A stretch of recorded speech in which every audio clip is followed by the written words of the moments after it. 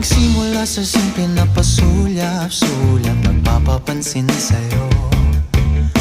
Umabot sa palitan ng mga mensahe, kilig na kilig ako. Kumusta, kain na, hello, magandang umaga. Ingat ka, pahinga, huwag kang masyadong magpupuyat pa. Naramdaman ng puso na dahan-dahan akong nahuhulog sa'yo.